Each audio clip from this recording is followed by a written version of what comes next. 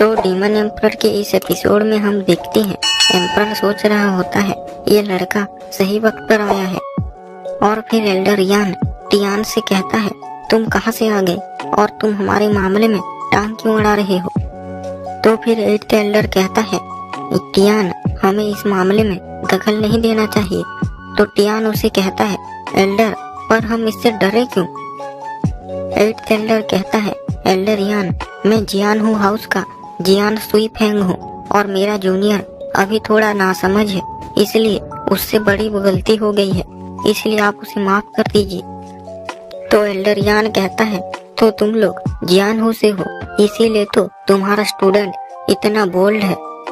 पर चाहे तुम लोग कहीं से भी हो, मैं तुम्हें सलाह देता हूँ कि तुम इसे बचाने की कोशिश मत करो, क्योंकि ये मेरे स्टूडेंट के पॉइजन से इन्फेक्ट हो चुका है और अगर तुम इसके पास भी जाओगे तो तुम लोग मारे जाओगे। और वो ये कहकर वहाँ से चला जाता है। और फिर टियान कहता है वो साले कमीने, उनको बस दूसरों को बुली करना आता है। ये 7 फैमिली के लिए कितनी शर्म की बात है। पर तभी ही एट्थ एल्डर उसे एक मुक्का मारता है और कहता है तुम गधे, तुम्हें लगता है कि तुम उस मॉन्स्टर जाओ फान जैसे हो जो कुछ भी कर लोगे। तुम्हें पता भी है कि तुमने जो किया था वो कितना ही खतरनाक था। मेडिसिन किंग कोई 7th एल्डर जैसा नहीं है जो अटैक करने से पहले कैलकुलेशन करे और कोई प्लान बनाकर अटैक करे। वो एक ऐसा आदमी है कि तुम चाहे कोई भी 7 फैमिली से ही क्यों ना हो, अगर तुमने उसे गुस्सा दिला दिया तो वो बिना कुछ सोचे ही तुम पर अटैक कर देगा और तुम्हें तो सोचने का मौका तक नहीं मिलने वाला है। तो फिर वो लोग वहाँ से जाने लगते हैं। पर उसी वक्त मिस वान उसे कहती है तुम लोग जियान हो से हो ना, तो तुम लोग ब्रदर सॉन्ग को बचा लो ना। तो फिर टियान एट्थ एल्डर से पूछता है क्या हम उस लड़की को बचा सकते हैं।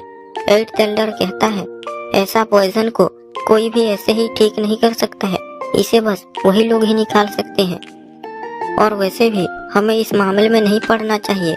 तो फिर टियान कहता है मुझे माफ कर देना, मैं तुम्हारी कोई भी मदद नहीं कर पाऊंगा और मैं उम्मीद करता हूँ कि तुम इस दुख से जल्दी ही बाहर आ जाओ। और वो वहाँ से चला जाता है। और फिर डोंग कहता है तो आखिर में ब्रदर सॉन्ग हमारी ही वजह से मर गया और हमें उसकी बॉडी को यहीं पर दफनाना चाहिए और अब से सॉन्ग फैमिली हमारी ही फैमिली का हिस्सा होगा। पर तभी वहाँ पर वही बीमार लड़की आ जाती है और कहती है तुम उसके पास मत जाओ, उसकी पूरी बॉडी में पॉइजन भरा हुआ है और अगर तुमने उसे छुआ भी तो तुम भी पॉइजन से इन्फेक्ट हो जाओगे और तुम मारे जाओगे। तो मिस वान कहती है तो हम क्या करें, क्या हम ब्रदर सॉन्ग की बॉडी को ऐसे ही यहाँ पर छोड़ दें। तो वो लड़की कहती है इसे मुझ पे छोड़ दो और फिर वो एम्परर को उठाती है और वहाँ से जाने लगती है और उन लोगों से कहती है मैं इसे जरूर बचा लूंगी।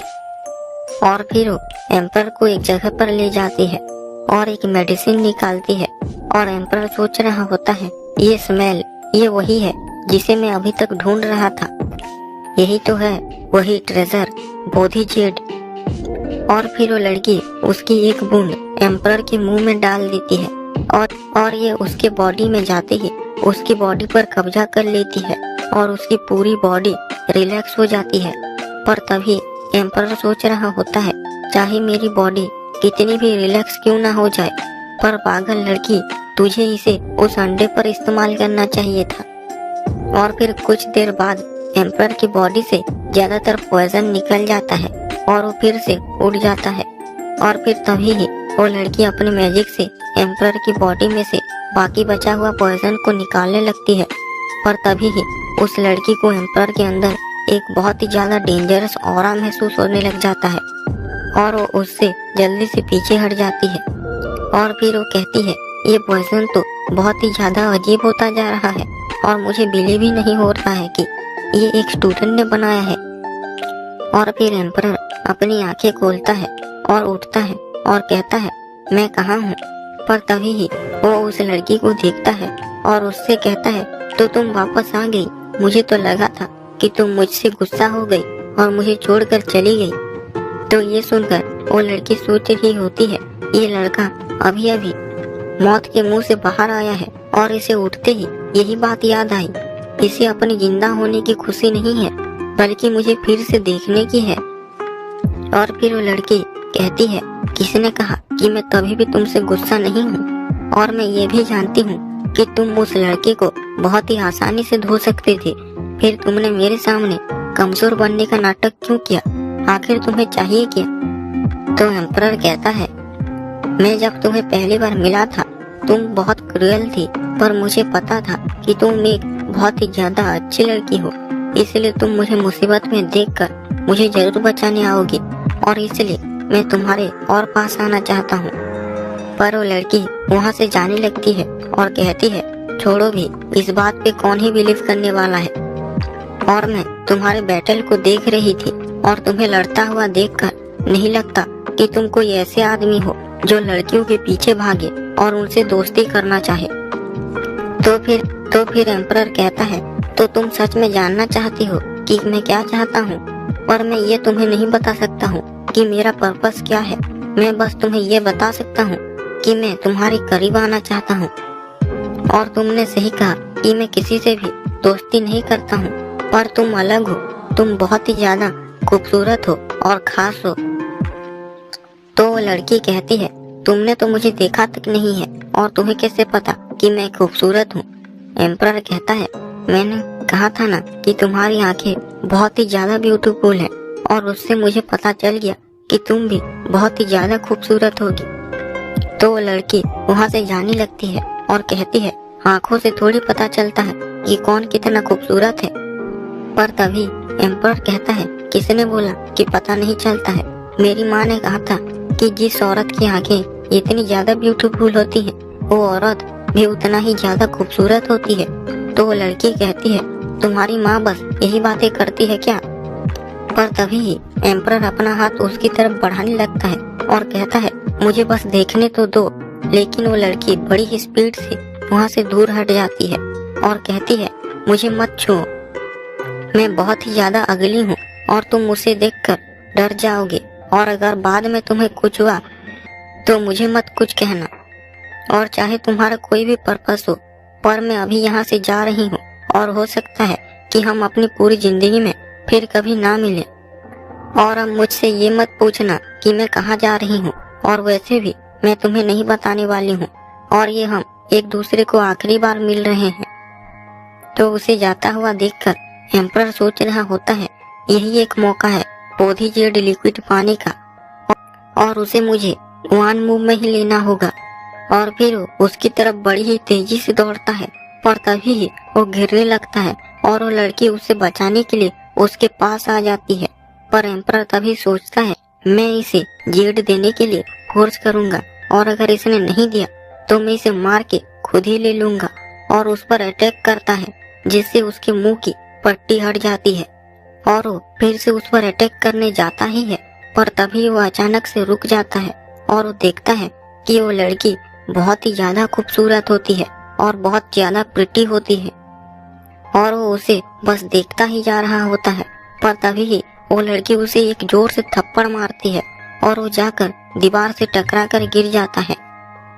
और फिर वो लड़की वहाँ से रोते हुए चली जाती है, और एम्परर पड़ा पड़ा सोच रहा होता है कि अभी क्या हुआ, और मैं कौन हूँ, कहाँ हूँ, और आखिर मैं कर क्या रहा हूँ।